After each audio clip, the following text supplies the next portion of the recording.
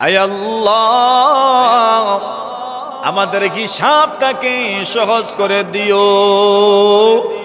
আয় আল্লাহ, আমার হিসাবটাকে সহজ করে দিও। সহজ হিসাব, সহজ হিসাব। আল্লাহর হাবিব বলেন, 70,000 মানুষ এমন আছে যেই মানুষগুলো জান্নাতে ঢুকবে, কোনো হিসাব নাই, কোনো হিসাব নাই, কোনো হিসাব নাই, কোনো হিসাব নাই। আল্লাহ নবীজি সময় বলেছেন 70,000 মানুষ এমন আছে যাদের কোনো হিসাব নাই। নবীজির সাহাবী উক্কাশা রাদিয়াল্লাহু তাআলা আনহু, ওনারা দুরাওয়ালা চাদর ছিল গায়ে, সেই চাদর কানা উপরের দিকে উঠালেন আর বললেন, ইয়া রাসূলুল্লাহ, ইয়া হাবিবাল্লাহ, আল্লাহর নবীজি গো, আপনি আল্লাহর কাছে দোয়া করেন, আল্লাহ যেন আমাকে হিসাব ছাড়া জান্নাতে প্রবেশকারী মানুষগুলোর অন্তর্ভুক্ত করে দেন। যেই মাত্র নবীজি বলেছেন 70,000 মানুষ এমন আছে যারা হিসাব ছাড়া জান্নাতে যাবে। নবীর সাহাবী বলেন, নবীজি গো, আপনি দোয়া করেন আল্লাহ যেন আমাকে ওই মানুষগুলোর অন্তর্ভুক্ত করে দেন। আন আকুনা আনা মিনহুম, আমি যেন 70,000 মানুষের অন্তর্ভুক্ত হয়ে যাই, যেই মানুষগুলো জান্নাতে ঢুকবে, যেই মানুষগুলো জান্নাতে যাবে, কোনো হিসাব নাই, কোনো হিসাব নাই। আল্লাহর নবীজিও বলে উঠলেন, আনতা মিনহুম, আমার সাহাবীরে, তুমি জান্নাতে প্রবেশকারী ওই মানুষগুলোর অন্তর্ভুক্ত যাদের কোনো হিসাব নেওয়া হবে না। তুমি এদেরই অন্তর্ভুক্ত, তুমি এদেরই অন্তর্ভুক্ত। এর মানে দুইটা বিষয়, একটা বিষয় হলো জীবিত থাকতেই নবীজি জান্নাতের সুসংবাদ দান করেছেন, আর বলেছেন এমন মানুষের অন্তর্ভুক্ত যাদের কি নাই কোনো হিসাব, হিসাব ছাড়া জান্নাতি, কোনো হিসাব নেই। ওই 70,000-এর ভিতরে তুমি আছো। একটু পরে আরেকজন সাহাবী দাঁড়ালেন, ফাকামা আখার, আরেকজন দাঁড়ালেন, আর দাঁড়িয়ে প্রশ্ন করলেন, ইয়া রাসূলুল্লাহ, ইয়া হাবিবাল্লাহ, আল্লাহর নবীজি গো, আপনি আমার জন্য দোয়া করেন, আমিও যেন বেলা হিসাব, হিসাব ছাড়া জান্নাতে মানুষগুলোর অন্তর্ভুক্ত হয়ে যাই। নবীজি বলেন, আর হবে না, আর হবে না, আর হবে না। সাবাকাকা বিহা উক্কাশা, উক্কাশা তোমার চাইতে এগিয়ে গেছেন। সুবহানাল্লাহ, দেখছেন নি? আর চান্স হয়নি, উনি এগিয়ে গেছেন, উনি এগিয়ে গেছেন। প্রথমেই যদি তুমি চেয়ে নিতে আমার কাছ থেকে, আল্লাহ রাসূল দোয়া করেন আমিও যেন এই 70,000-এর অন্তর্ভুক্ত হয়ে যাই। নবীজি বলেন উনি এগিয়ে গেছেন, মানে এখন আর কেউ ওই দলভুক্ত হবে যে এটা বলা যাবে না, যা হওয়ার হয়েই গেছে। মাত্র কয় সেকেন্ডের ব্যবধান, এজন্য নেকির কাজে দেরি করতে নাই। আল্লাহ তাআলা বলেন, ثم أورثنا الكتاب الذين اصطفينا من عبادنا فمنهم ظالم لنفسه ومنهم مقتصد ومنهم سابق بالخيرات بإذن الله। আল্লাহ বলেন, যে মানুষগুলোকে আমি আল্লাহ কুরআন সুন্নাহের ইলম দান করেছি, যাদেরকে আমি আল্লাহ মুসলমান হওয়ার তৌফিক দান করেছি, যাদেরকে আমি আল্লাহ ঈমান আনার তৌফিক দান করেছি, نحمده ونستعينه ونستغفره ونؤمن به ونتوكل عليه ونعوذ بالله من شرور أنفسنا ومن سيئات أعمالنا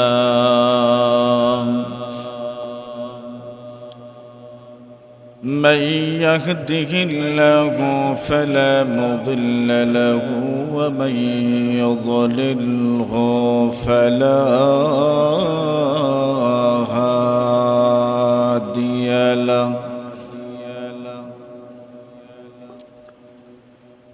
وأشهد أن لا إله إلا الله وحده لا شريك له وأشهد أن سيدنا وسندنا وحبيبنا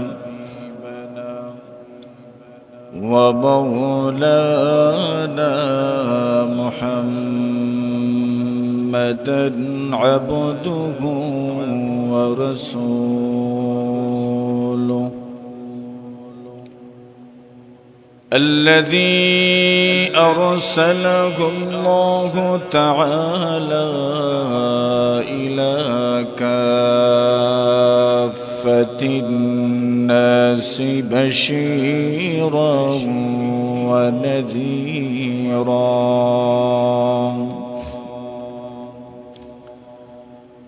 وداعيا إلى الله بإذنه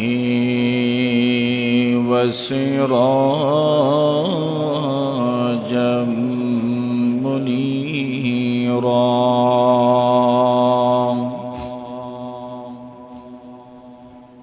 أما بعد فأعوذ بالله من الشيطان الرجيم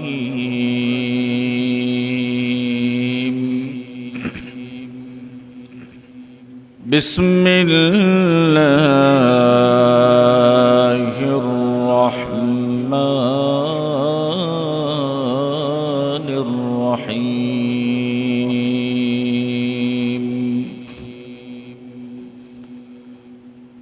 والسابقون الأولون من المهاجرين والأنصار والذين اتبعوهم بإحسان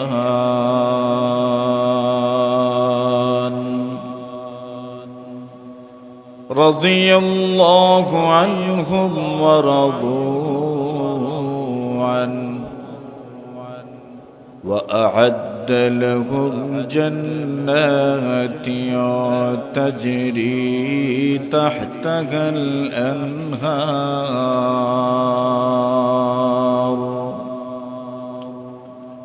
خالدين فيها وذلك الفوز العظيم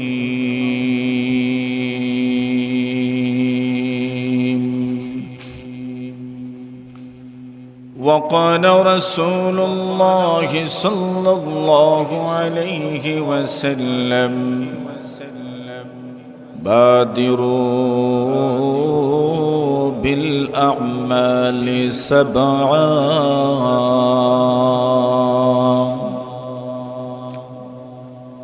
أو كما قال عليه الصلاة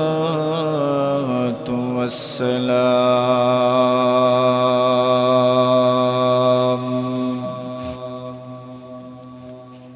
آمنت بالله صدق الله مولانا العظيم وصدق رسوله النبي الكريم ونحن على ذلك لمن الشاهدين والشاكرين والذاكرين والحمد لله رب العالمين صلى الله على سيدنا ومولانا محمد وعلى آله وأصحابه وسلم صلى الله على سيدنا ومولانا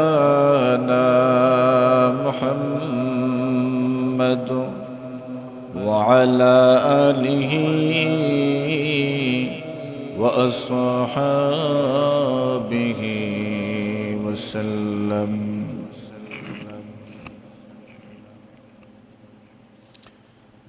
ঐতিহ্যবাহী অঞ্চল মাতার কাফন হাফিজিয়া ইসলামিয়া মাদ্রাসার উদ্যোগে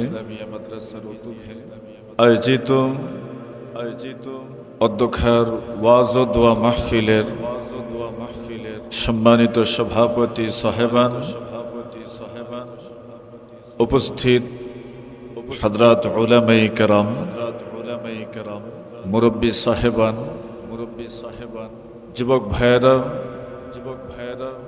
পর্দার আড়ালে অবস্থানরত অত্যন্ত শ্রদ্ধেয় সম্মানিতা মা ও বোনেরা, আল্লাহ পাক রব্বুল আলামিনের অসংখ্য অগণিত শুকর আদায় করছি যে মহান রব্বুল আলামিন আজকের এই মহতি মাহফিলের অত্যন্ত বরকতময় পরিবেশে আল্লাহর ঘর মসজিদে ইশার নামাজের পরে আমাদেরকে উপস্থিত থাকার তৌফিক দান করেছেন। এজন্য আমরা প্রত্যেকেই জবান খুলে মোহব্বতের সাথে কালিমাতুশ শুকুর পাঠ করছি আলহামদুলিল্লাহ।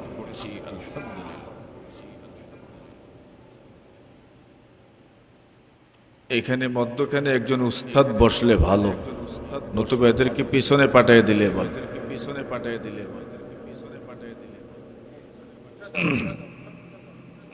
এবং এক জায়গায় না, এদেরকে আলাদা করে দিতে হবে।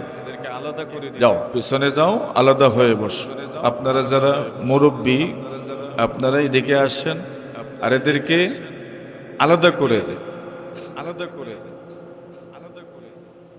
আলাদা করে দিতে হবে। এদের এক জায়গায় থাকলেই এরা কথা বলবে। মাশাআল্লাহ, তো কিছু এদিকে যাও। ঠিক আছে, এই তো ঠিক আছে। এক জায়গায় না, ও মাশাআল্লাহ, এই তো ঠিক আছে।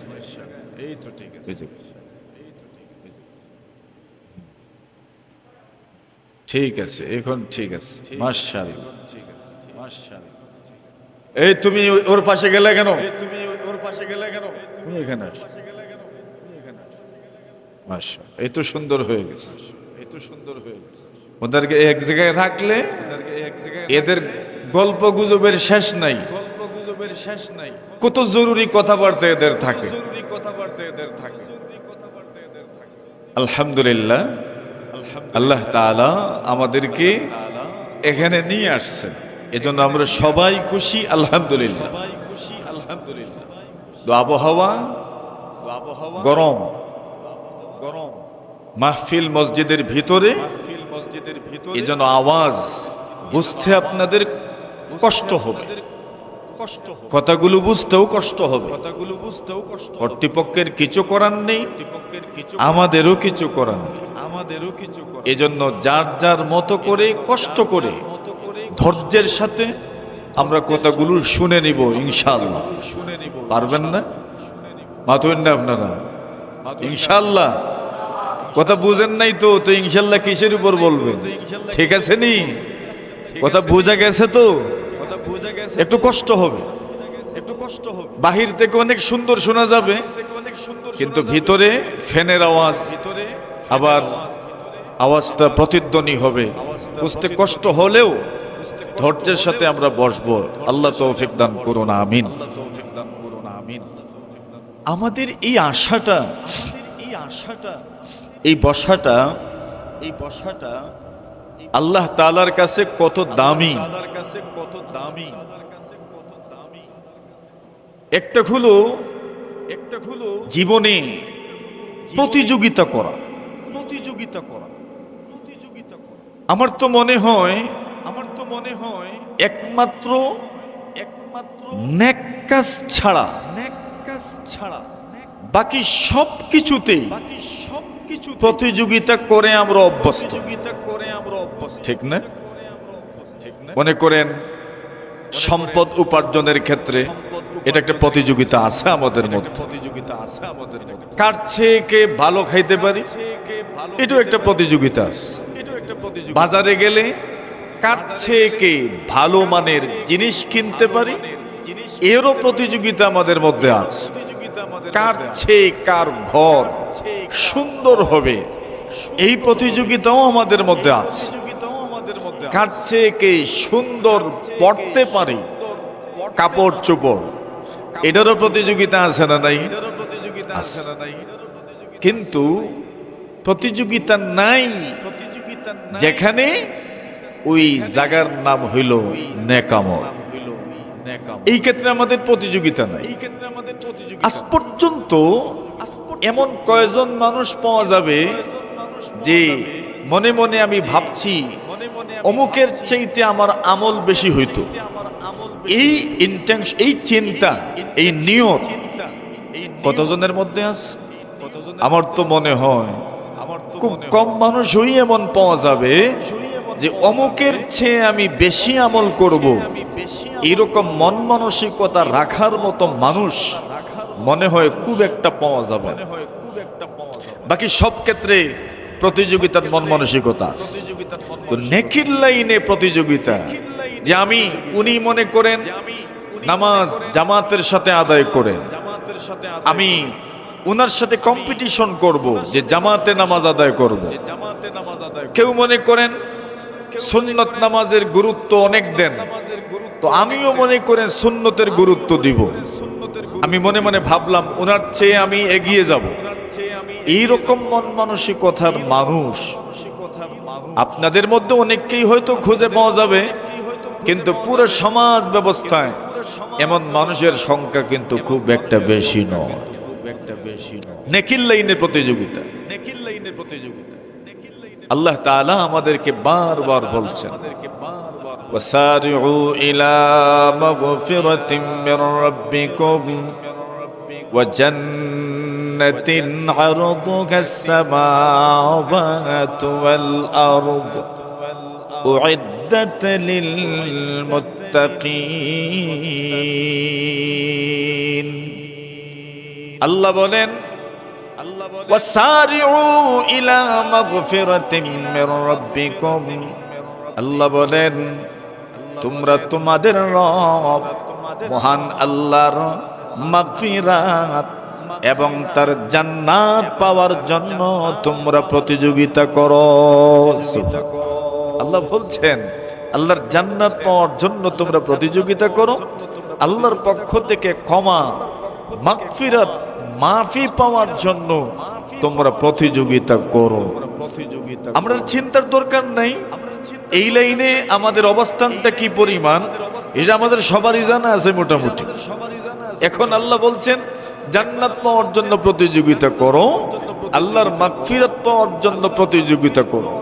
এর ছোট্ট একটা নমুনা আপনাদের সামনে পেশ করা যাক যে প্রতিযোগিতাটা আসলে কেমন হওয়া দরকার। জনাবে রাসূল আকরাম সাল্লাল্লাহু আলাইহি ওয়াসাল্লামের সাহাবায়ে কেরামদের মধ্যে প্রতিযোগিতাটা কেমন ছিল দেখেন। আমাদের সময় যেরকম ধনী গরিব, একটা সমাজ ব্যবস্থায় সবাই ধনী হয়ে যাবেন এমন না, আল্লাহ তাআলা তারতম্য রাখবেন, একটা শ্রেণীবিন্যাস থাকবেই। কিন্তু আল্লাহ তাআলার কুদরতি সিস্টেম এটা, কেউ বড় হবেন, কেউ একটু নিচে থাকবেন, কেউ আরেকটু নিচে, কেউ আরেকটু নিচে। এই পুরাটাই কার নিয়ন্ত্রণে বলেন? আল্লাহ।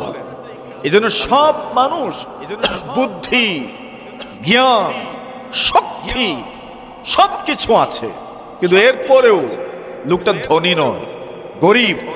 এমন মানুষ আছেন না নাই? আবার কিছু মানুষ সমাজে এমন আছেন বুদ্ধিও নাই, শক্তিও নাই, কিন্তু অনেক শক্তিমান আর বুদ্ধিমানের চাইতে তার সম্পদের পরিমাণ বেশি। আছে না নাই? এটা কে করে রাখছেন? আল্লাহ রাখছেন। এখন এই যুগেও এমন ছিলেন, একদল ধনী আর একদল গরিব। তো ধনী মানে উনারা আল্লাহর রাস্তায় দান করেন, সদকা করেন। তো দান করলে আর সদকা করলে সওয়াব আছে না নাই? আছে। এখন যারা ধনী ওনারা তো দান করেন, গরিব যারা, ওনারা তো আর দান করতে পারেন না।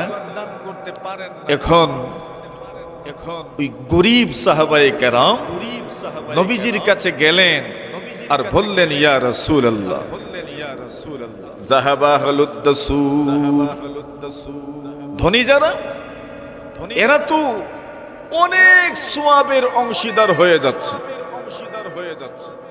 তারা আল্লাহর রাস্তায় সদকা করে, সব পেয়ে যায়। আমাদের তো পকেট খালি, আমাদের তো মানি ব্যাগ খালি, আমাদের তো ড্রয়ার খালি, আমাদের তো হাত খালি, শূন্য।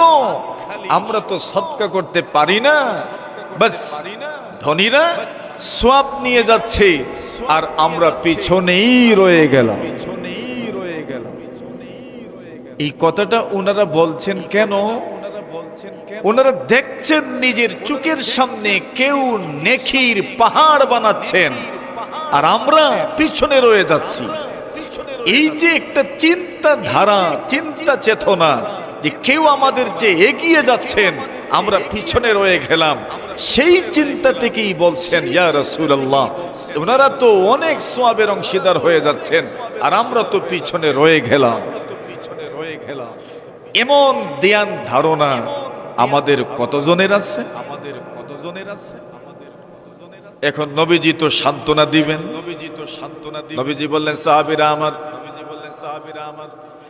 আমি তোমাদেরকে এমন আমলের কথা বলবো যে আমল করলে পরে ধনীরা সদকা করে যে পরিমাণ সওয়াব অর্জন করেন, ধনীরা সদকা খয়রাত করে যে পরিমাণ উচ্চ মর্যাদার অধিকারী হয়ে যাবেন। তোমরা যদি সেই আমলটা করে নিতে পারো তাহলে তোমরাও ধনীদের সমান মর্যাদার অধিকারী হয়ে যাবে। এটা তো অনেক বড় গুড নিউজ। আমাদের সম্পদ নাই, এখন ধনীদের সমান হতে হলে নবীজি বলছেন একটা আমল বলে দিবেন, যে আমল করলে আমরা ধনীদের সমান হয়ে যাব। এই সুযোগটা মিস করা যাবে তো? এই সুযোগটা মিস করা যায়? লুফে নেওয়া দরকার, লুফে নেওয়া দরকার। সাহাবায়ে কেরাম বলেন, জি ইয়া রাসূলুল্লাহ, অবশ্যই বলুন যে আমলটা করলে পরে আমরা ধনীদের সমান হয়ে যেতে পারবো। রাসূল আকরাম সাল্লাল্লাহু আলাইহি ওয়াসাল্লাম বললেন, 5 ওয়াক্ত নামাজের পরে, 5 ওয়াক্ত নামাজের পরে তোমরা আল্লাহু আকবার 33 বার, সুবহানাল্লাহ 33 বার, আলহামদুলিল্লাহ 33 বার তোমরা পড়বে। নবীজি বলেন, এর বিনিময়ে আল্লাহ তাআলা তোমাদেরকে ধনীদের সমান মর্যাদার অধিকারী বানায়া দেবে। খুব কঠিন তো আমল, আমল খুব কঠিন না সহজ? 5 ওয়াক্ত নামাজের পরে 33 33 33 99 বার আমরা পড়ে নিলাম। নবী আকরাম সাল্লাল্লাহু আলাইহি ওয়াসাল্লামের জবান থেকে শুনে গরীব সাহাবায়ে কেরাম 5 ওয়াক্ত নামাজের পরে আমল শুরু করে দিলেন। দেরি করেন নাই। আমরা যেমন ভাবে কোন আমলের কথা জানার পরে দেরি হয়ে যায়, ওনাদের দেরি নাই। যখনই শুনেছেন তখন থেকেই আমল শুরু করে দিলেন। এজন্য মনে রাখবেন, নেকির ক্ষেত্রে দেরি করতে নাই, বরং যত দ্রুত সম্ভব করে নেওয়া দরকার। কেন? জানা নাই বাঁচবেন কিনা, আগামীকাল বাঁচবেন কিনা তা তো জানা নাই। এজন্য যে নেকির কথা জানতে পারেন, দ্রুত আমল শুরু হয়ে যাওয়া দরকার। আল্লাহর নবীর সাহাবীগণ, গরীব সাহাবায়ে কেরাম, ফুকারা মাসাকিন সাহাবায়ে কেরাম আমল শুরু করে দিলেন। 5 ওয়াক্ত নামাজ যখনই শেষ হয়, 1 ওয়াক্ত নামাজ দেখা যায় গরীব সাহাবায়ে কেরাম বসে বসে আঙ্গুলে গণেন আর কি যেন পড়েন।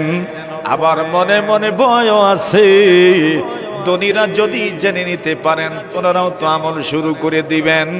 এজন্য কোনোভাবে, যে কোনোভাবে গোপনীয়তা রক্ষা করে আমলটা শুরু করলেন। ধনী সাহাবায়ে কেরাম যারা এই আমলের কথা জানেন না, সাহাবায়ে কেরাম দেখতে পারলেন ওনারা তো নামাজের পরে আমল করেন। ওনাদের মনে মনে আসলো কি আমল তারা করে প্রতি নামাজের পরে জানার দরকার। একজন একজন করে জিজ্ঞাসা করেন, বন্ধুরা আমার আপনারা কি আমল করেন? ওনারা তো বলতে চান না, বলবেনই বা কি করেন? এটাই তো একমাত্র আমল যে আমলের মাধ্যমে ধনীদের সদকা খয়রাতের সমান মর্যাদার অধিকারী হবেন। কেউ তো বলতে চান না। আবার ধনীরাও তো নাছুড় বান্দা, যে কোনো ভাবে রহস্য উদ্ঘাটন করতে হবে। কোন সে আমল যে আমল এত গোপনীয়তার সাথে 5 ওয়াক্ত নামাজের পরে তারা করে। আল্লাহর নবীর সাহাবায়ে কেরাম ধনীরাও জেনে নিতে পারলেন ওনারা এই আমল করেন। পরের ওয়াক্ত থেকেই ধনীরাও 5 ওয়াক্ত নামাজের পরে আমল শুরু করে দিলেন। সুবহানাল্লাহ। এখন যেটা আসলিটাও নাই, এখানেও বাগ বসাইছেন। আল্লাহর হাবিবের গরিব সাহাবায়ে কেরাম নবীজির খেদমতে হাজির হয়ে বলেন, ইয়া রাসূলুল্লাহ, ইয়া হাবিবাল্লাহ, আল্লাহর নবীজি গো, যে আমলটা আপনি আমাদেরকে শিখিয়েছিলেন আমরা মনে মনে খুশি ছিলাম, তৃপ্তির ডেগুরু তুলেছিলাম। যদিও অর্থ সম্পদের মালিক নয়, হাত একদম খালি, কিন্তু ওই তাসবিহের মাধ্যমে, তাকবীরের মাধ্যমে, তাহমিদের মাধ্যমে ধনীদের সমপর্যায়ে আমরা পৌঁছে যাব। নবীজি গো, কি দেখতে পেলাম জানেননি? আপনার ধনী সাহাবায়ে কেরামরাও সেই আমল শুরু করে দিয়েছেন। নবীজি বলেন, তবে আর কি বা করার আছে? যালিকা ফাদলুল্লাহ ইউতিহি মান ইয়াশা। এটা হলো মহান আল্লাহর দান, মহান আল্লাহর দান। আল্লাহ যাকে চান তাকে দান করেন। আল্লাহ যাকে চান তাকেই দান করেন। কে সেই ভাগ্যবান? কে সেই ভাগ্যবান যে ভাগ্যবানকে আল্লাহ তাআলা নেকির অনেক উপকরণ দান করেছেন? নিশ্চিতভাবে ওই লোকটা অত্যন্ত ভাগ্যবান। আল্লাহ নিজে বলছেন, যালিকা ফাদলুল্লাহ, এটা আল্লাহর অনুগ্রহ। কার অনুগ্রহ? আল্লাহর অনুগ্রহ। ইউতিহি মান ইয়াশা, আল্লাহ যাকে চান তাকেই দান করেন। সুবহানাল্লাহ। এর মানে আপনি চিন্তা করেন, আল্লাহ যাকে চান তাকেই দান করেন। আপনাকে দিলেন মানে আল্লাহ আপনাকে চাচ্ছেন, আল্লাহ আপনাকে দিতে চাচ্ছেন, এজন্য আল্লাহ আপনাকে দান করেছেন। সুবহানাল্লাহ। আপনি আল্লাহর প্রিয় বান্দাদের অন্তর্ভুক্ত হয়ে গেলেন। আমার দেখানোর উদ্দেশ্য ছিল যে সাহাবায়ে কেরাম দেখতে পাচ্ছেন ধনীরা অগ্রগামী হয়ে যাচ্ছেন, মনে বড় আফসোস জাগলো। আচ্ছা, ওনারা তো সদকা করতে পারে, আমরা তো পারি না, তো আমাদেরকেও কি কোনো না কোনো ভাবে এদের পর্যায়ে যাওয়ার চেষ্টা করা দরকার। হাল ছাড়েন নাই, হাল ছাড়েন নাই, এদের পর্যায়ে যাওয়ার চেষ্টা করেছেন। বাকি রাসূল শিখিয়েছিলেনও, কিন্তু ধনীরাও যখন শিখে ফেলেছেন তো আর কি করার আছে? নবীজি বললেন, আর কিছু করার নেই, আল্লাহ তাদেরকে ধন সম্পদ দান করেছেন, সদকাও করবে, তোমাদের মতো 5 ওয়াক্ত নামাজের পরে আল্লাহু আকবার পড়বে, আলহামদুলিল্লাহ পড়বে, সুবহানাল্লাহ পড়বে, সওয়াব তাদের অধিক হবে। এটা কার দান? এটা কার দান? কার দান? আল্লাহ দান। নেকির ক্ষেত্রে অগ্রগামিতা। নবী আকরাম সাল্লাল্লাহু আলাইহি ওয়াসাল্লামের এক সাহাবী, কষ্ট হইতাছে আপনারা? একটু হওয়ারই কথা, গরমও বেশি, আর আওয়াজটা পুরো শুনলে কথাগুলো বুঝতে পারতেন। এরপরেও আপনারা ধৈর্যের সাথে বসছেন, আলহামদুলিল্লাহ। জোরে বলেন আলহামদুলিল্লাহ। কষ্ট হইতাছে? ঠিক আছেন তো? আলহামদুলিল্লাহ, মাশাআল্লাহ। নবী আকরাম সাল্লাল্লাহু আলাইহি ওয়াসাল্লামের এক সাহাবী উকাশা ইবনে মিহসান রাদিয়াল্লাহু তাআলা, নবী আকরাম সাল্লাল্লাহু আলাইহি ওয়াসাল্লামের অত্যন্ত গুরুত্বপূর্ণ এক সাহাবী, যিনি বদর যুদ্ধে অংশগ্রহণ করেছেন, যিনি উহুদের যুদ্ধে অংশগ্রহণ করেছেন, যিনি খান্দাকের যুদ্ধে অংশগ্রহণ করেছেন। অত্যন্ত গুরুত্বপূর্ণ একজন সাহাবী। বদর যুদ্ধে যারা অংশগ্রহণ করেছেন এদের সম্পর্কে নবীজি নিজে বলছেন যে বদর যুদ্ধে যারা অংশগ্রহণ করেছে আল্লাহ তাআলা এদের পূর্বাপর আগের পরের সব গুনাহ আল্লাহ মাফ করে দিয়েছে। বদর যুদ্ধে যারা অংশগ্রহণ করেছে এদের আগের পরের সব গুনাহ আল্লাহ তাআলা মাফ করে দিয়েছে। এদের মর্যাদা কি পরিমাণ? নবী আকরাম সাল্লাল্লাহু আলাইহি ওয়াসাল্লামের এক সাহাবী হাতিব ইবনে আবি বালতা রাদিয়াল্লাহু তাআলা হাতিব রাসূল যখন হিজরত করে মদিনা আসলেন, মক্কার মানুষ সাহাবায়ে কেরামদেরকে শান্তিতে থাকতে দেবে না। ইসলামের জন্য ওনারা প্রথম হিজরত করেছিলেন হাবশায়, আবিসিনিয়া। ওই এলাকার মানুষের ভাষাও তারা জানে না, এদের সাথে তাদের কোনো আত্মীয়তাও নাই। এরপরেও মক্কার বেঈমানরা লোক পাঠিয়েছে বাদশা নাজ্জাশী যেন এদেরকে স্থান না দেন।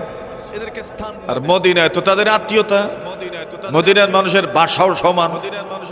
সুতরাং মুহাম্মদুর রাসূল হিজরত করে মদিনা গেছেন, আর মক্কার মানুষ বুঝি মুহাম্মদুর রাসূল এবং ওনার অনুসারীদেরকে শান্তিতে থাকতে দিবে? এটা হইতেই পারে। এরা যে কোনো ভাবে মদিনার মানুষগুলোকে মুহাম্মদুর রাসূলের বিরোধিতা করার জন্য উস্কাইতে লাগলো। এখানে একদল মানুষ ছিল মুনাফিক, আরেক দল ছিল ইহুদি। এই দুইটা দল মুসলমানদের বিরোধিতায় সদা প্রস্তুত ছিল, সব ধরনের বিরোধিতা করেছে। বদর যুদ্ধ সংগঠিত হলো, একে একে অনেকগুলো যুদ্ধ সংগঠিত হওয়ার পরে সময় গনিয়ে আসলো মক্কা বিজয়ের।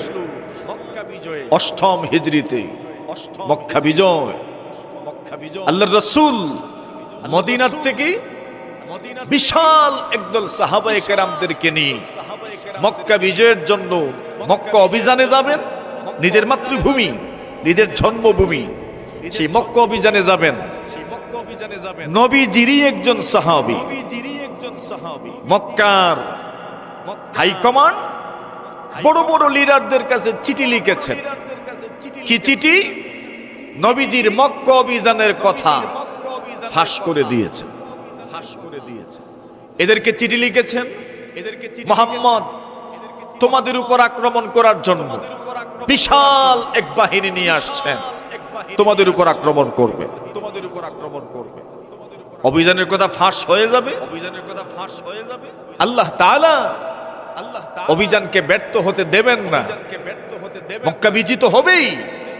আল্লাহ তাআলা নবীজিকে ওহীর মাধ্যমে জানিয়ে দিলেন, হে রাসূল আপনি তাড়াতাড়ি লোক পাঠান, একজন মহিলাকে বাহক বানিয়ে আপনারই একজন সাহাবী মক্কার হাই কমান্ডের কাছে চিঠি লিখছে আপনার মক্কা অভিযানের গুমর ফাঁস করে দেওয়ার জন্য। ওহীর মাধ্যমে আল্লাহ তাআলা জানায়া দিলেন যে ওই মহিলাকে পাওয়া যাবে কোথায়। যে জায়গার নাম বলেছেন ওই জায়গার নাম হলো খাখ, রাউজাতু খাখ, খাখ নামক স্থান। আপনি যখন মক্কা থেকে মদিনা ঢুকবেন, মদিনা ঢুকার মোটামুটি 20-30-40 মাইল আগেই, কিলোমিটার আগেই আপনি দেখবেন বড় সাইনবোর্ড লাগানো আছে, রাউজাতু খাখ, খাখ নামক স্থান। আল্লাহ তাআলা ওহীর মাধ্যমে জানায় দিলেন একবারে হাইওয়ে রোডে ওই জায়গাটা পাওয়া যাবে। বলেন যে ওই জায়গাতে পাওয়া যাবে। এই মহিলাকে নবীজি সাহাবায়ে কেরামদের ছোট্ট একটা দল, 3 জন বা 4 জনের একটা দল পাঠালেন। এখানে আলী রাদিয়াল্লাহু তাআলা ছিলেন, আর বললেন যাও খাখ নামক স্থানে ওই মহিলাকে পাওয়া যাবে, সেখান থেকে তোমরা চিঠিটা নিয়ে আসবে। ওনারা গেলেন। সত্যি নবীজি যেই জায়গাতে ওই মহিলাকে পাওয়া যাবে ওই জায়গাতেই ওই মহিলাকে পেয়ে গেলেন। সুবহানাল্লাহ। ওটা আল্লাহ তাআলা ওহীর মাধ্যমে নবীজিকে জানিয়েছে। আলী রাদিয়াল্লাহু আনহু বললেন চিঠি বাহির করো। আল্লাহর বান্দী বলে আমার সাথে কোনো চিঠি নাই, আল্লাহি মা মাই কিতাব, আমার সাথে কোনো চিঠি নাই। আলী রাদিয়াল্লাহু তাআলা বলেন চিঠি দিবে বাইর কইরা নাকি তল্লাশি নিব? মহিলা যখন দেখলেন এদের মন মেজাজ ভালো না, এরা যে কোনো ভাবেই চিঠি বের করবেই, শেষ পর্যন্ত মহিলা চিঠিটা বের করে দিল। কোন জায়গা থেকে বাহির করে দিছে কোন কোন বর্ণনায় পাওয়া যায় লুঙ্গির যে কুচি আছে না, ওই কুচির থেকে, ইজারের কুচির থেকে বাহির করে দিছে, অথবা চুলের খোপার থেকে বাহির করে দিছে। মহিলারা দেখছেন কই রাখছে না, দেখছেন কই রাখছে না। আমাদের দেশেও আগের যুগে আমরা দেখতাম যে মহিলারা কোথাও গেলে কাপড় রাখাত কিতা বানতা, গাইড বানতা, ইনো ফানুন থাকতো, আপনারা দেখছেন না মনে হয়? গাইডও কিতা থাকতো, ফান থাকতো, আর গুরুত্বপূর্ণ কোনো জিনিস। মহিলা ওই জায়গা থেকে চিঠিটা বাহির করে দিচ্ছে। চিঠিটা নিয়ে আসলেন, নবীজি বললেন হ্যাঁ দাও চিঠিটা। চিঠি খুললেন, চিঠি খুলে দেখেন, নবীর এমন একজন সাহাবী, ওনার পক্ষ থেকে চিঠিটা লেখা হয়েছে। মিন হাতিব ইবনে আবি বালতাআতা ইলা সানাদিদ কুরাইশ। হাতিব ইবনে আবি বালতার পক্ষ থেকে কুরাইশ লিডারদের কাছে চিঠি। ইন্না মুহাম্মাদান সাল্লাল্লাহু আলাইহি ওয়াসাল্লাম জাআকুম বিজাইশ। সম্বোধন করেছেন ইয়া মাশারা কুরাইশ, আর ও কুরাইশওয়ালা, ইন্না মুহাম্মাদান সাল্লাল্লাহু আলাইহি ওয়াসাল্লাম জাআকুম বিজাইশ। মুহাম্মদ বিশাল এক বাহিনী নিয়ে আসছেন। ইয়াসিরু কাসাইল, এই বিশাল বাহিনী যেন তুফানের মতো, বন্যার মতো এমন ভাবে আসছে, এটা প্রতিরোধ করার ক্ষমতা তোমাদের নাই। চিঠিটা বুঝিয়েন, চিঠির ভাষাটা বুঝিয়েন, এরপরে চিঠির মধ্যে লেখা, বল্লাহ কসম আল্লাহ, মুহাম্মদ একাও যদি আসেন তোমাদের বিরুদ্ধে যুদ্ধ করার জন্য, লানাসারাহুল্লাহ, আল্লাহ মুহাম্মদকে সাহায্য করবেন, আর তোমাদের পুরা বাহিনীকে আল্লাহ পরাজিত করে দিবেন। এটা হলো চিঠির ভাষা। যিনি চিঠি প্রেরণ করেছেন ওনার নাম হলো হাতিব। ওনার প্রধান একটা গুণ হইল উনি বদর যুদ্ধে অংশগ্রহণ করেছেন। সুবহানাল্লাহ বলেন। কোন যুদ্ধে অংশগ্রহণ করছেন? বদরের যুদ্ধে। বাহ্যিক দৃষ্টিতে নিজের দলের বিরুদ্ধে যাওয়া, নিজের লিডারের বিরুদ্ধে যাওয়া বাহ্যিক দৃষ্টিতে অবশ্যই খারাপ কাজ। হযরত ওমর বললেন ইয়া রাসূলুল্লাহ, তানি এই লোকটাকে আমার হাওয়ালা করে দেন। আযরিব উনুকা হাযার রাজুল, আমি তার মাথা দ্বিখণ্ডিত করে দেই। নবীজি বললেন না। সুবহানাল্লাহ বলেন। হাতিব, নবীজি হাতিবকে জিজ্ঞাসা করলেন মা হাযা ইয়া হাতিব, আরে হাতিব এটা কি? উনি বললেন ইয়া রাসূলুল্লাহ লা তাজাল আলাই, আল্লাহর নবীজি গো আপনি আমার ব্যাপারে দ্রুত সিদ্ধান্ত নিয়েন না।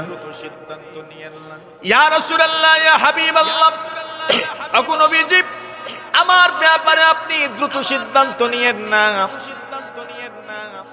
আমি ইসলাম ধর্মের উপর অসন্তুষ্ট হয়ে এমন করি নাই, ধর্মান্তরিত হয়ে আমি এমন করি নাই, আমি মুনাফিক হয়ে এমন করি নাই। এমন কেন করেছি জানেননি?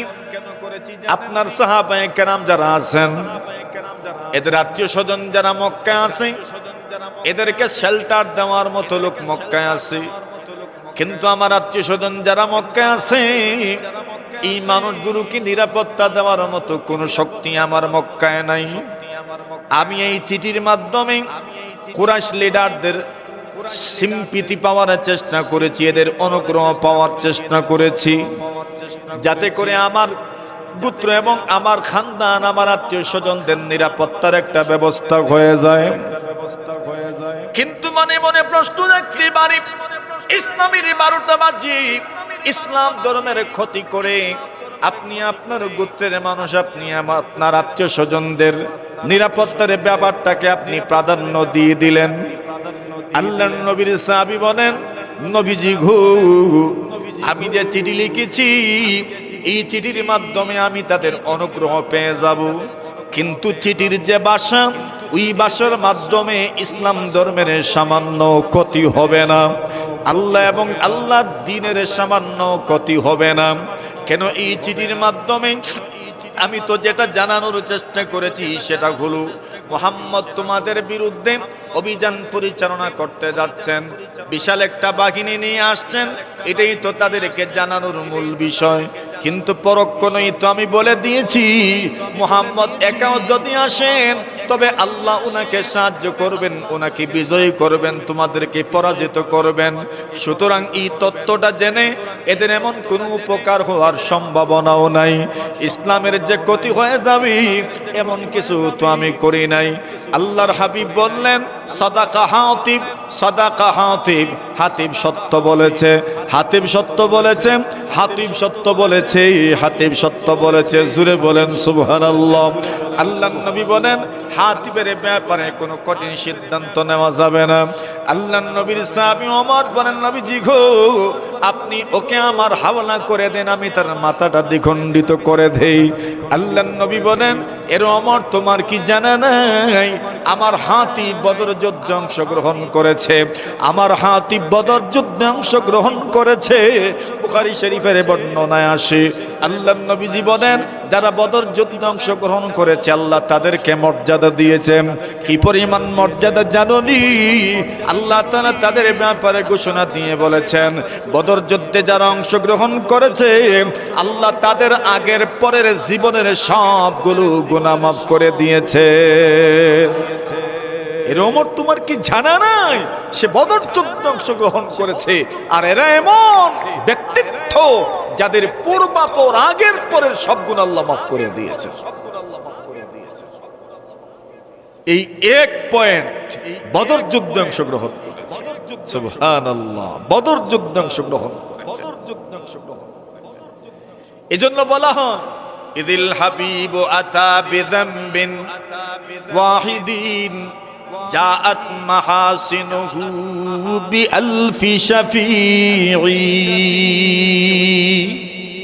কখনো কখনো ক্লোজ ফ্রেন্ড, খুব কাছের বন্ধু, আরে আছে না খুব ঘনিষ্ঠ বন্ধু, মাঝে মধ্যে একটা ভুল করে ফেলে, কিন্তু তার হাজারো উপকার আমার উপরে আছে, তার হাজারো অবদান আমার উপরে আছে। মাঝে মধ্যে যদি একটা ভুল করেও বসে তবে তার হাজারটা অবদান তার পক্ষে সুপারিশকারী হয়ে আমার সামনে দাঁড়ায় যাবে। আর একটা ভুল থাকতেই পারে, তো তার একটা ভুলের কারণে তুমি তাকে পর ভাবিও না। একটা ভুল হাজারটা অবদান তার পক্ষে সুপারিশকারী হয়ে দাঁড়িয়েছে। হাতিব ইবনে আবি বালতা একটা ভুল করেছেন, চিঠি লিখেছেন, বুঝেন নাই, কিন্তু ইসলামের কোনো ক্ষতি হয় নাই। কিন্তু ওনার অতীত পারফরম্যান্স, ওনার আগের যে অবদানগুলো, এগুলো যদি একদিকে রাখা হয় এই ভুলটা কিছুই না। সুবহানাল্লাহ, কিছুই না। বদর যুদ্ধে অংশগ্রহণ করা এত গৌরবের, এত মর্যাদার। উকাশা ইবনে মিহসান রাদিয়াল্লাহু তাআলা আনহু, উনি বদর যুদ্ধে অংশগ্রহণ করছেন। সুবহানাল্লাহ, আসতে না জুরে, মাথার কাফন আসতে না জুরে, হইতো জুরে সুরে একবার সুবহানাল্লাহ। আচ্ছা, এখন জানেন তো আপনারা, বদর যুদ্ধে যারা অংশগ্রহণ করেছেন ওই সময় ওনাদের বাহনও খুব বেশি ছিল না, অস্ত্রও বেশি ছিল না। এখন উকাশা ইবনে মিহসানের একটা অস্ত্র ছিল, ওইটা খুব ধারালুও ছিল না, পুরাতন ছিল। যুদ্ধ করতে করতে ওইটা ভেঙে গেছে। নবীজির কাছে আসলেন, নবীজি ওনাকে একটা অস্ত্র দিলেন, অস্ত্র কি জানেননি? একটা লাকড়ির টুকরা, একটা লাকড়ির টুকরো অস্ত্র হিসাবে দিলেন। উকাশা ইবনে মিহসান বলেন, বদর যুদ্ধ এমন একটা যুদ্ধ, যেই যুদ্ধের মধ্যে সাহাবায়ে কেরাম নিজেদের চোখে আল্লাহর সাহায্য দেখেছেন। শুধু আল্লাহর সাহায্য বলতে যে কয়টা অক্ষর আমরা বুঝি, ওই অক্ষরগুলো না, নিজের চোখে আল্লাহর ফেরেশতাদেরকে যুদ্ধের ময়দানে অবস্থান করতে দেখেছে। যদি আল্লাহ আপনাদেরকে কখনো হজে নেওয়ায় অথবা উমরায় যান, তো বদর যায়। মদিনার থেকে প্রায় 130 কিলোমিটার দূরে বদর প্রান্ত। সেখানে এক মসজিদ বানানো আছে, ওই মসজিদের নাম মসজিদুল আরিশ। যেই উঁচু স্থানে বসে নবীজি দোয়া করেছিলেন, আর আবু বকর সিদ্দিক রাদিয়াল্লাহু তাআলা নবীজির হাতে ধরে বলেছিলেন, হাসবুকা হাসবুকা হাসবুকা, যথেষ্ট হয়েছে, আর দোয়া করতে হবে না, এই দোয়া আল্লাহ কবুল করে নেবেন। সুবহানাল্লাহ। মানে মসজিদ বানানো, মসজিদ থেকে একটু দূরেই দেখা যাবে জাবালুল মালাইকা। এটাকে ওরা বলে জাবালুল মালাইকা। জাবাল মানে পাহাড়, মালাইকা মানে ফেরেশতা, ফেরেশতাদের পাহাড়। যেই পাহাড়ে আল্লাহর ফেরেশতারা সাহায্যের জন্য নেমেছিলেন। সুবহানাল্লাহ। ওই পাহাড় এখানে আছে। রাসূল আকরাম সাল্লাল্লাহু আলাইহি ওয়াসাল্লাম উকাশা ইবনে মিহসানকে একটা লাকড়ির টুকরা দিলেন, ওইটাই তোমার তরবার। নবীজি বলতেন, বদর যুদ্ধে বলেছেন, হাদা জিবরিল, ওই যে দেখছি আমি জিবরিল আমিন আলাইহিস সালাতু ওয়াস সালাম, রাকিবুন, সোয়ার অবস্থায় আছেন, আলাইহি আদাতুল হরব, ওনার শরীরে যুদ্ধের পোশাক লাগানো আছে। আল্লাহ তাআলা 5000 ফেরেশতা প্রেরণ করেছিলেন। কত হাজার? কোন যুদ্ধে? বদরের যুদ্ধে। কত হাজার? 5000। আল্লাহর কোরআন বলে বিআলফিম মিনাল মালাইকা, প্রথমে 1000, প্রথমে, এরপরে আরো 2000, বিসালাসাতি আলাম, আরো 3000, এরপরে আরো 2000, কত হইল? 5000। মানে আল্লাহ তাআলা প্রথমে 1000 পাঠাইছেন। যুদ্ধের ময়দান তো এমনই, একসাথে সবাই চলে আসলে একরকম ভাব থাকে, আর একটু পর পর এক একটা দল যখন সাহায্যের জন্য আসে, মনোবল বাড়ে না কমে? একটু পর পরই আসে, একটু পর পরই আসে। যুদ্ধের ময়দানে এমনই, একটু পরেই 1000, এরপরে আরো 2000, এরপরে আরো 2000, এরপরে আরো 2000। একটু পর পর যখন এক একটা দিক থেকে নারে তাকবীর দিয়ে আসবেন, তখন মনোবল চাঙ্গা হয়ে যায়। আচ্ছা, এই যে এক দল আসছে, এই যে আরেক দল আসতেছে, এই যে আরেক দল আসতেছে। এটা হলো যুদ্ধের নিয়ম। আল্লাহ 5000 ফেরেশতার মাধ্যমে সাহায্য করেছে। নবী আকরাম সাল্লাল্লাহু আলাইহি ওয়াসাল্লাম উকাশা ইবনে মিহসানকে যে লাকড়ির টুকরা দিয়েছেন, ওই লাকড়ির টুকরা উকাশা ইবনে মিহসান বলেন, আমি কিছুক্ষণ পরে দেখি ওই লাকড়ির টুকরা লম্বা ধারালু তরবারি হয়ে গেছে। এমন কিছু চিত্র বদরের যুদ্ধে ছিল। আমি এই সাহাবীর কথা বলছি যে উকাশা রাদিয়াল্লাহু তাআলা, উনি বলেন, একদিন, আমি ওই কথাই বোঝাতে চাচ্ছি, নেকির কাজ দেরি না করা, দ্রুত করে নেয়া। কেন? আপনি একটু দেরি যদি করেন, বলা যায় না, পিছনে পড়ে যেতে পারে। দেখছেন নি মাঝে মাঝে ট্রেন যদি এটা মিস হয়ে যায়, তো পরেরটা কোন সময়? আরো কত ঘন্টা পরে? কমপক্ষে 3-4 ঘন্টা 5 ঘন্টা পরে। যদি ফ্লাইট একটা মিস হয়ে যায়, তবে টিকেটও তো গেল, এর পরের দিন যাবেন, আর অনেক সময় দেরি হয়ে যাবে। একটা মিনিটের, একটা সেকেন্ডেরও দাম আছে না নাই? একটা সেকেন্ডেরও দাম আছে। মাঝে মধ্যে বিভিন্ন ভিডিও আপনাদেরকে দেখানো হয়, একটা সেকেন্ডের যে দাম আছে, অ্যাক্সিডেন্ট ঘটতে একটা সেকেন্ডও লাগে না, একটা সেকেন্ডেরও দাম আছে। এজন্য বলছেন, নেকি করার সুযোগ যদি থাকে ওটাকে দেরি করতে নাই, দ্রুত করে নেয়া। উকাশা রাদিয়াল্লাহু তাআলা বলেন, একদিন নবী আকরাম সাল্লাল্লাহু আলাইহি ওয়াসাল্লাম বলছেন, আমার সামনে পূর্বেকার যুগের নবীদেরকে পেশ করা হলো। উনি বলেন, নবীজি বলছেন, আমি দেখলাম একজন নবী আসছেন, মাআহুর রাজুল, ওনার সাথে একজন উম্মত। আরেকজন নবী আসছেন, ওনার সাথে দুইজন উম্মত। আরেকজন নবী আসছেন, ওনার সাথে একাধিক উম্মত। আরেকজন নবী আসলেন, দেখলাম এত উম্মত যে চতুর্পার্শ্ব যেন মানুষে ভরে গেছে, মানুষে ভরে গেছে। এইভাবে স্বপ্ন দেখছেন, এইভাবে স্বপ্ন দেখছেন, এইভাবে স্বপ্ন দেখছেন। একবার দেখলেন, বিশাল একদল মানুষ, বিশাল একদল মানুষ। আল্লাহ তাআলাকে জিজ্ঞাসা করলেন, এরা কারা? বলছেন, এরা আপনার উম্মত। সুবহানাল্লাহ। উনি বলেন, আমি আরো দেখলাম, আল্লাহ বলছেন যে ৭০,০০০ মানুষ আরো এমন আছে যাদেরকে আল্লাহ বিনা হিসাবে জান্নাত দান করবে। ৭০,০০০ মানুষ আরো এমন আছেন যাদেরকে আল্লাহ বিনা হিসাবে, হিসাব নাই। কিতা কইন আপনারা, হিসাব লইতানি আল্লাহ, হিসাব দিতানি আল্লাহর কাছে। পারবেন তো হিসাব দিয়া বুঝ দিতে আল্লাহ রে? আল্লাহকে হিসাব দিয়ে বুঝ দিতে পারবেন। এজন্য আল্লাহর কাছে দোয়া করা দরকার, আল্লাহ হিসাব ছাড়া, কিতাব ছাড়া জান্নাত দান করো, জান্নাত দান করো। এটা আল্লাহর কাছে দোয়া করা দরকার। হিসাব শুরু হয়ে গেলে, আল্লাহ যদি জিজ্ঞাসাবাদ শুরু করে দেন, করলি কেন, করলি কেন, করলি কেন, শেষ। যারা এমবেসি ফেস করে, যুবক যারা আছে, এদেরকে জিজ্ঞাসা করেন এমবেসি ফেস করার আগে হার্টবিট কোন জায়গায় থাকে। এরা শুধু এটাই দোয়া চায়, প্রশ্ন যেন কম করে, প্রশ্ন যেন কম করে, প্রশ্ন যেন কম করে, প্রশ্ন যেন কম।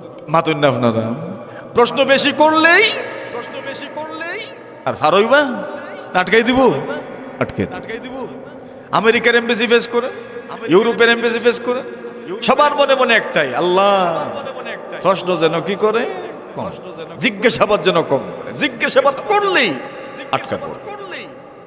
কিছু মানুষ যাদের হয়ে যায়, এরা বলে আল্লাহর কি শুকরিয়া আদায় করব, কিছু জিজ্ঞেসই না, কিছু জিজ্ঞেসই না, মানে খুব খুশি, খুব খুশি। আল্লাহর আদালতটা এমন, আল্লাহর আদালতটা এমন, আল্লাহ তাআলা কিছু মানুষের সামনে আমলনামা পেশ করবে, কোনো জিজ্ঞাসাবাদ নাই, কোনো জিজ্ঞাসাবাদ নাই, জিজ্ঞাসাবাদ ছাড়া আল্লাহ তাআলা পার করে দিবেন, পার করে দিবেন। নবীজি বলেন, যদি আল্লাহ জিজ্ঞাসাবাদ শুরু করে দেন তো জেনে নিয়েন আপনি আটকে যাবেন, আপনি আটকে যাবেন। আল্লাহ যদি জিজ্ঞাসাবাদ শুরু করে দেন, জিজ্ঞাসাবাদ শুরু করে দেন, আর ফারইতাম পারবো নিবা, ফারইতাম পারবো, নাটকে যাইমু, নাটকে যাইমু, আটকে যাবই, কোনো সন্দেহ নাই, কোনো সন্দেহ নাই। এই দুনিয়াতেই আটকে যাই আমরা জিজ্ঞাসাবাদে। আর আল্লাহর জিজ্ঞাসা, সুবহানাল্লাহ, ওখানে আটকেবেন না, ওখানে আটকে যাবে, আটকে যাবে। এজন্য নবী দোয়া করেন, আল্লাহুম্মা হাসিবনি হিসাবান ইয়াসীরা। আয় আল্লাহ, আমাদের হিসাবটাকে সহজ করে দিও। আয় আল্লাহ, আমার হিসাবটাকে সহজ করে দিও। সহজ হিসাব, সহজ হিসাব। আল্লাহর হাবিব বলেন, আল্লাহর হাবিব ৭০,০০০ মানুষ এমন আছে যেই মানুষগুলো জান্নাতে ঢুকবে, কোনো হিসাব নাই, কোনো হিসাব নাই, কোনো হিসাব নাই, কোনো হিসাব নাই। আল্লাহ নবীজি সময় বলেছেন ৭০,০০০ মানুষ এমন আছে যাদের কোনো হিসাব নাই। নবীজির সাহাবী উকাশা রাদিয়াল্লাহু তাআলা আনহু, ওনারা দুরাওয়ালা চাদর ছিল গায়ে, সেই চাদর কানা উপরের দিকে উঠালেন আর বললেন, ইয়া রাসূলুল্লাহ, ইয়া হাবিবাল্লাহ, আল্লাহর নবীজি গো, আপনি আল্লাহর কাছে দোয়া করেন, আল্লাহ যেন আমাকে হিসাব ছাড়া জান্নাতে প্রবেশকারী মানুষগুলোর অন্তর্ভুক্ত করে দেন। যেই মাত্র নবীজি বলেছেন 70,000 মানুষ এমন আছে যারা হিসাব ছাড়া জান্নাতে যাবে। নবীর সাহাবী বলেন, নবীজি গো, আপনি দোয়া করেন আল্লাহ যেন আমাকে ওই মানুষগুলোর অন্তর্ভুক্ত করে দেন। আন আকুনা আনা মিনহুম, আমি যেন 70,000 মানুষের অন্তর্ভুক্ত হয়ে যাই। যেই মানুষগুলো জান্নাতে ঢুকবে, যেই মানুষগুলো জান্নাতে যাবে, কোনো হিসাব নাই, কোনো হিসাব নাই। আল্লাহর নবীজিও বলে উঠলেন, আনতা মিনহুম, আমার সাহাবীরে তুমি জান্নাতে প্রবেশকারী ওই মানুষগুলোর অন্তর্ভুক্ত যাদের কোনো হিসাব নেওয়া হবে না। তুমি এদেরই অন্তর্ভুক্ত, তুমি এদেরই অন্তর্ভুক্ত। এর মানে দুইটা বিষয়, একটা বিষয় হলো তিনি জীবিত থাকতেই নবীজি জান্নাতের সুসংবাদ দান করেছেন, আর বলেছেন এমন মানুষের অন্তর্ভুক্ত যাদের কি নাই কোনো হিসাব, হিসাব ছাড়া জান্নাতি, কোনো হিসাব নেই। ওই 70,000-এর ভিতরে তুমি আছো। একটু পরে আরেকজন সাহাবী দাঁড়ালেন, ফাকামা আখার, আরেকজন দাঁড়ালেন, আর দাঁড়িয়ে প্রশ্ন করলেন, ইয়া রাসূলুল্লাহ, ইয়া হাবিবাল্লাহ, আল্লাহর নবীজি গো, আপনি আমার জন্য দোয়া করেন, আমিও যেন বেলা হিসাব, হিসাব ছাড়া জান্নাতে মানুষগুলোর অন্তর্ভুক্ত হয়ে যাই। নবীজি বলেন, আর হবে না, আর হবে না, আর হবে না।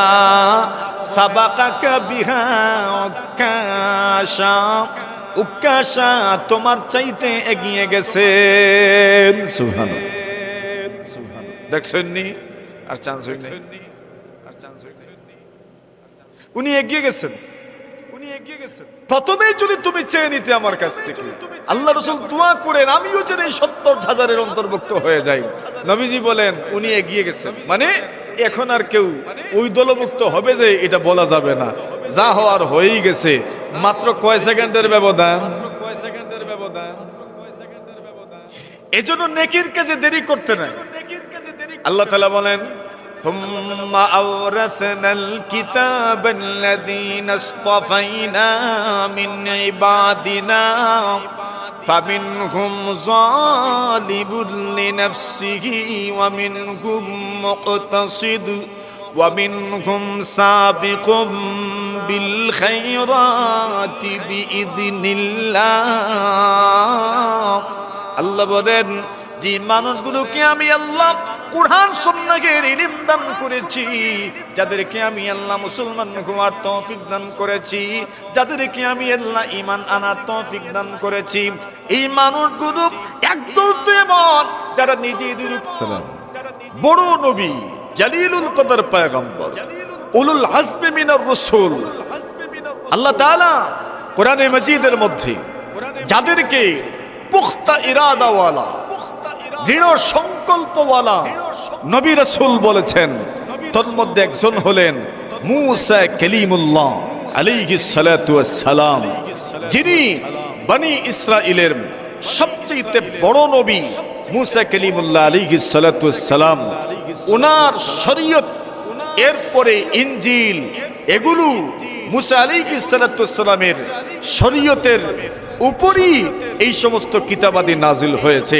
মূল কিতাব তাওরাত, মূল শরীয়ত তাওরাতের মধ্যেই, ইনজিলের মধ্যে ওয়াজ নসিহাত। হযরত ঈসা রূহুল্লাহ আলাইহিস সালাতু ওয়াস সালাম, উনার শরীয়ত মূসা আলাইহিস সালাতু ওয়াস সালামের শরীয়ত ছিল, ওই শরীয়তের উপরই উনি চলেছেন। কিন্তু নতুন কিতাব আল্লাহ দান করেছেন, এজন্য রাসূল বলা হয়। মূসা কালিমুল্লাহ আলাইহিস সালাতু ওয়াস সালাম, যার জীবনের শুরুই হয়েছে পরীক্ষার মাধ্যমে। সুবহানাল্লাহ, জীবনের শুরু থেকেই পরীক্ষার পরীক্ষা। যেই বছর জন্ম নিয়েছেন এমন বছরে জন্মগ্রহণ করেছেন, যেই বছরে জন্ম নেওয়া ছেলেগুলোকে ফেরাউন হত্যা করার সিদ্ধান্ত গ্রহণ করেছিল, সেই বছরই নবী মূসা জন্মগ্রহণ করছেন। সুবহানাল্লাহ, ফেরাউনকে বলা হলো, আপনার রাজত্ব ধ্বংস হয়ে যাবে। বনি ইসরাইলের একজন লোক আপনার রাজত্বকে ধ্বংস করে দিবে। ফেরাউন সিদ্ধান্ত নিল বনি ইসরাইলের সবগুলো ছেলে মেয়েকে হত্যা করা হোক। এরপরে বলা হলো মেয়েগুলোকেও যদি হত্যা করা হয় তাহলে আমাদের কাজ করবে কে? সিদ্ধান্ত হলো মেয়েগুলোকে জীবিত রাখো, এরা আমাদের বাড়িঘরের কাজ করো, আর ছেলেদেরকে হত্যা করো। পরবর্তীতে বলা হলো সব ছেলেদেরকে যদি হত্যা করা হয় তো কাজের লোক তো আর মিলবে না।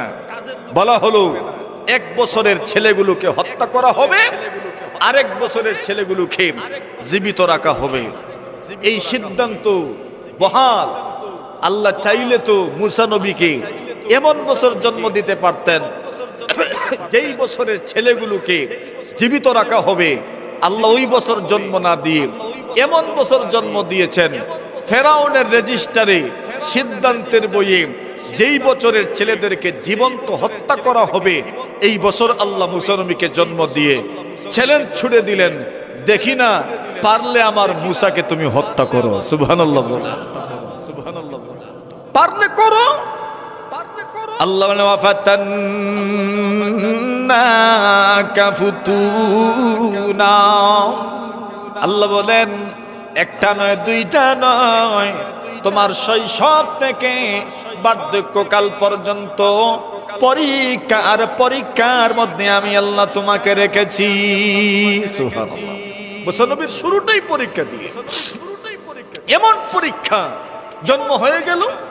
এখন তো মুসা নবীর মা পড়লেন বড় চিন্তায়, আর এই বছরের ছেলেদেরকে ফেরাউন হত্যা করবে, কেমনে বাঁচাই সন্তানকে, কেমনে বাঁচাই সন্তানকে, কেমনে বাঁচাই সন্তানকে। আল্লাহ তাআলা মুসা আলাইহিস সালাতু ওয়াস সালামের মায়ের অন্তরে এই কথা ঢাইলা দিলেন, অঘো একটা সন্দুকের ভিতরে ঢুকাও, বাক্সের ভিতরে ঢুকাও, আর নদীতে ছেড়ে দাও। সুবহানাল্লাহ। কুলের শিশু জন্মগ্রহণ করেছে মাত্র, দুধের শিশু, মা সব মায়া মমতার জাল ছিন্ন করে সন্তানটাকে বাক্সবন্দী করে ছেড়ে দিলেন। বোনকে বললেন দেখিস যায় কই। বোন নদীর পারে হাঁটেন, নীল নদীর পারে হাঁটেন, হাঁটতে হাঁটতে হাঁটতে হাঁটতে ওই বাক্সটা থামছে কই। মানুষ বলে যেখানে গেলে বাঘের ডর সেখানেই কি হয়, রাইত হয়। এখন এই বাক্সটা যাইতে যাইতে যাইতে যাইতে সমুদ্রের ঢেউয়ে ঢেউয়ে ঢেউয়ে ঢেউয়ে গিয়ে থামছে ফেরাউনের ঘাটে। সুবহানাল্লাহ। কোন ঘাটে? আল্লাহ ফাতান্নাকা ফুতুনা। আল্লাহ বলেন ওগো পয়গম্বর, একটা নয়, দুইটা নয়, শত শত পরীক্ষার মধ্যে আমি আল্লাহ আপনাকে রেখেছি। সুবহানাল্লাহ। পরীক্ষার পরে ফাতান্নাকা ফুতুনা, হাজারো পরীক্ষা আপনাকে আমি করেছি। এখন থামছে গিয়া ফেরাউনের স্ত্রী হযরত আসিয়া, উনি ছিলেন মুসলমান। সুবহানাল্লাহ। কাফিরের করে বউ মুসলমান, আর নূহ নবীর স্ত্রী, ওই স্ত্রী ভালো না। লূত আলাইহিস সালাতু ওয়াস সালামের স্ত্রী মুসলমান না, আর ফেরাউনের স্ত্রী মুসলমান। সুবহানাল্লাহ। নবীর করে বেঈমান, আর বেঈমানের করে ঈমানদার। আল্লাহ তাআলা কোরআনে মাজিদের মধ্যে এদের উদাহরণ তুলে ধরেছেন। আসিয়া বাক্সটা উঠায়া করে নিয়ে গেলেন, সন্তানটা শেষ পর্যন্ত জীবিত থাকলেন। ঘটনা তো জানেনই, না জানলেও তো আমার বলার আর সুযোগ নাই। আমি যেই কথা মূল কথা বুঝাইতে চাই ওই কথায় চলে যেতে হবে আমাকে। আল্লাহ তাআলা হযরত মুসা কালিমুল্লাহ আলাইহিস সালাতু ওয়াস সালামকে ফেরাউনের ঘরেই লালিত পালিত করলেন, বড় বানাইলেন।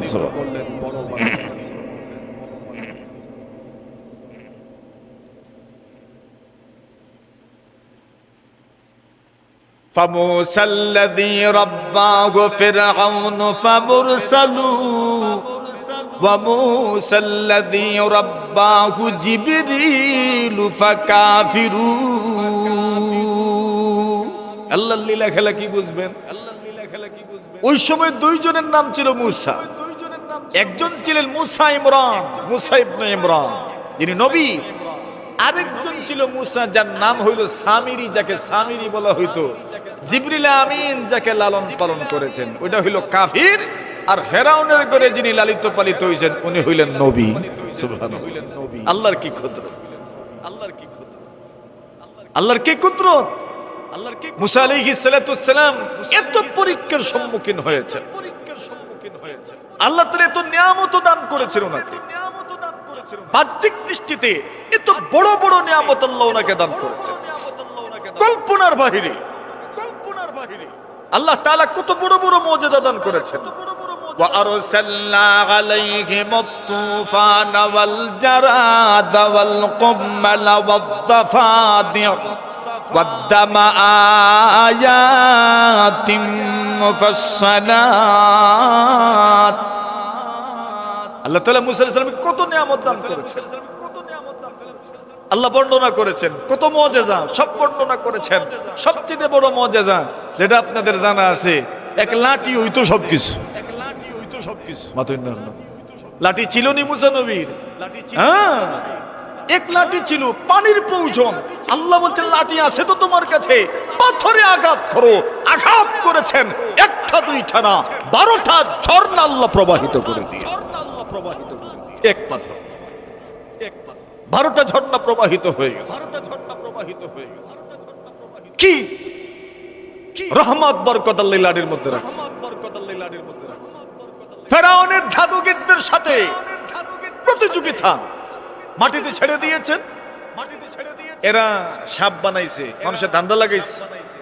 মুসা নবীর লাঠি অজগর সাপে রূপান্তরিত হইয়া এদের বানানোর সবগুলো সাপকে খেয়ে ফেলেছে, খেয়ে ফেলেছে লাঠি। হাতের মধ্যে আল্লাহ কি কারামতি দিলেন, মুজিজা দিলেন। পাশে নিলেই আল্লাহ হাতটাকে সাদা বানায়া দিতেন, সাদা বানায়া দিতেন।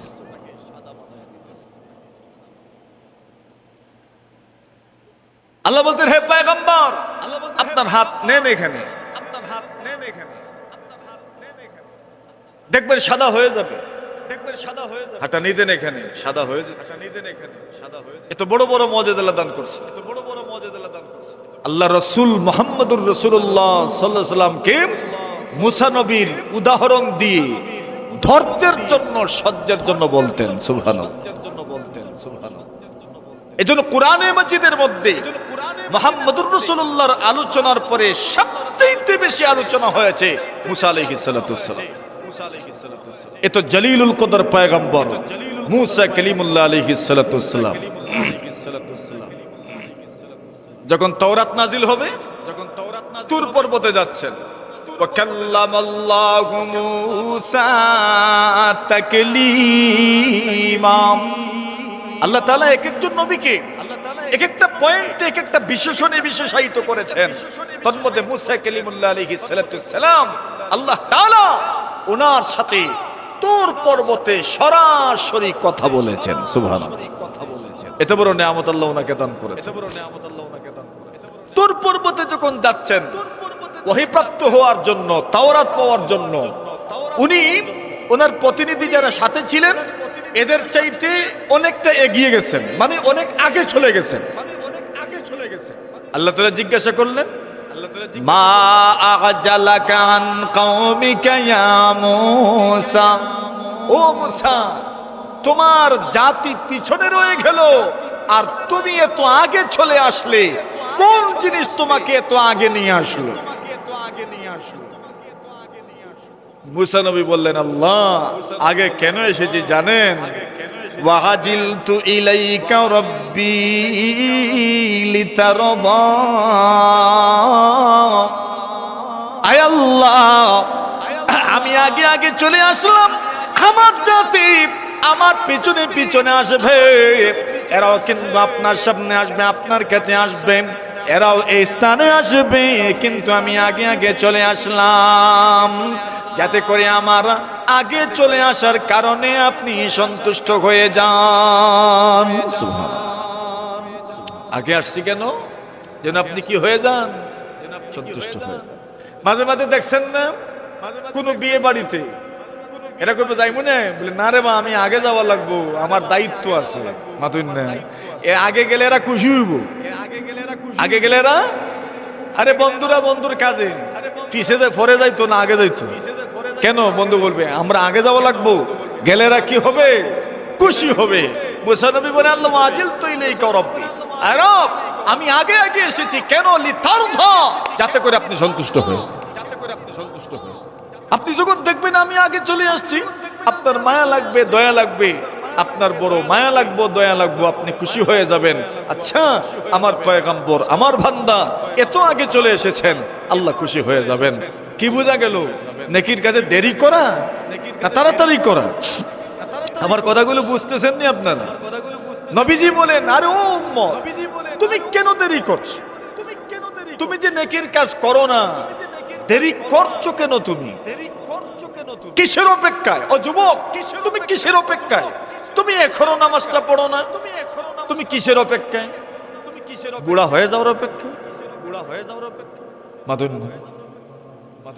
যুবক তুমি এখনো নামাজ পড়ো না কিসের অপেক্ষা করছো বুড়া হয়ে যাওয়ার তুমি ধনী এখনো তুমি নামাজ পড়ো না কিসের অপেক্ষা করছো গরিব হয়ে যাও ওই সময় তো আর পড়বেই না নামাজ তুমি সুস্থ সবল মানুষ এখনো তুমি নামাজ পড়ো না কিসের অপেক্ষা করছো অসুস্থ হয়ে যাও সুস্থ অবস্থায় যদি পারো না অসুস্থ হলে তুমি পড়বে তুমি এখন নামাজে যাচ্ছ না এখন তুমি মসজিদে যাচ্ছ না এমন সময় তো তোমার জীবনে আসতে পারে পা অবশ হয়ে যাবে অচল হয়ে যাবে তুমি মসজিদে যেতে পারবে না এই সময় আসতে কি খুব দেরি হবে আসবে কি আসবে না কেউ কি জানে কেউ তো জানে না নবীজি বলেন বাদিরু বিল আমালি সাবআ নবীজি বলেন 7 অবস্থা শুরু হওয়ার আগে তুমি নেকির জন্য দ্রুততার সাথে তুমি নেকির কাজ নবীজি কিসের অপেক্ষা করছে বুড়া হয়ে যাও এমন ধন হয়ে যাওয়ার যেই ধন তোমাকে খোদাদ্রোহী বানায়া দিবে এই দুনিয়াতে কত সম্পদশালী মানুষ এমন আছে যে আল্লাহ চিনে না আছে না নাই কত ধনী এমন আছে আল্লাহ ভুলে গেছে যে আল্লাহ তাকে সম্পদশালী বানিয়েছেন সেই মহান রবকে ভুলে যাওয়ার মতো মানুষ কি সমাজে নাই হাজারো কত অসুস্থ মানুষ ছিল আল্লাহ তাকে সুস্থতা দান করেছেন কিন্তু সেই মহান রবকে ভুলে যাওয়ার মতো মানুষ এই সমাজে আছে না নাই কত মানুষ এমন ছিল যার কিছুই ছিল না আল্লাহ তাকে ধনী বানিয়েছেন সম্পদশালী বানিয়েছেন কিন্তু সেও তার রবকে ভুলে গেছে এমন মানুষের সমাজে আছে না নাই মানুষের সমাজে আল্লাহ রাসূল বলেন বাদিরু বিল আমালি সাবআ কোন ওজোর পেশ করুন আমাদের কাজ হইল অজুহাত পেশ করা অজুহাত পেশ করা অজুহাত কেন পেশ করবে ভাই বাবা আমার আপনি অজুহাত কেন পেশ করবেন কোন অজুহাত আপনাকে পিছিয়ে রাখবে কোন অজুহাত আপনাকে পিছিয়ে রাখবে এটা তো আপনার জন্য মানায় না আপনি এগিয়ে যাওয়ার চেষ্টা করবেন কোথায় আপনি এগিয়ে যাওয়ার চেষ্টা করছেন না আপনার অজুহাত আপনাকে পিছনে নিয়ে যাচ্ছে ওই মহিলার ঘটনা তো জানেন আপনারা নবী আকরাম সাল্লাল্লাহু আলাইহি ওয়াসাল্লাম তাবুকের যুদ্ধ চলমান নবীজি সাহাবায়ে কেরামদেরকে বলতেন চাঁদা দাও বড় কঠিন যুদ্ধ তাবুকের যুদ্ধ হিজাজ অঞ্চলের সর্বপশ্চিম দক্ষিণের অঞ্চল তাবুক প্রচন্ড গরম ছিল সিরিয়ার দিকে জর্ডানের দিকে তাবুক অঞ্চল মক্কা এক প্রদেশ মদিনা আরেক প্রদেশ তাবুক আরেক প্রদেশ সৌদি আরবে সেই তাবুকের যুদ্ধ বিশাল বাহিনী নিয়ে নবীজি রওনা হবে সাহাবায়ে কেরামদেরকে ঘোষণা করেছেন যাব তাবুকের যুদ্ধে যাব খেজুরের ফল মাত্র পেকে এসেছে এখন ফল কাটার সময়, যুদ্ধে কে যাইব? ধান কাটার সময়, কেউ যায়নি, ওয়াজ হয়ে যায় না। আর ধান কাটার সময় আমরা দেশে ওয়াজ হয়ও না, ঠিক না? অগ্রাণ মাসে ওয়াজ হয়, কেন? বলে ধান কাটার সময়। এখন খেজুর কাটার সময়, কে যুদ্ধে যাবে? আমার প্রচন্ড গরম, গরমের শেষ নাই। এখন তো মনে করেন গরম 37, 38, 39, 40, 41, 42, 43, 44, 45, 46, 47, 50 পর্যন্ত হলেও মনে মনে একটা আশা থাকে, আচ্ছা রুমে গেলে তো ঠিক আছে। ওই সময় তো কারেন্টও ছিল না, বিদ্যুৎ ছিল না, এসি তো দূর কি বাত। এত গরম, যুদ্ধে যাবে। আর যাদের বিরুদ্ধে যুদ্ধে যাচ্ছেন এরা বড় প্রশিক্ষণ প্রাপ্ত যোদ্ধা। রোমান সাম্রাজ্যের বিরুদ্ধে প্রশিক্ষণ প্রাপ্ত যোদ্ধা। এদের বিরুদ্ধে যুদ্ধ যেমন তেমন যোদ্ধা নাই, সাহাবায়ে কেরাম বের হইছেন, সুবহানাল্লাহ বলবেন নি? এদের মাধ্যমে দিন পাইছি আমরা, এদের মাধ্যমে দিন পাইছি। এরা চেষ্টা করে গেছেন, কষ্ট করে গেছেন, আর দিন আমাদের পর্যন্ত পৌঁছেছে। সুবহানাল্লাহ। আল্লাহ সমস্ত সাহাবায়ে কেরামদেরকে উত্তম প্রতিদান দান করুন বলেন আমিন।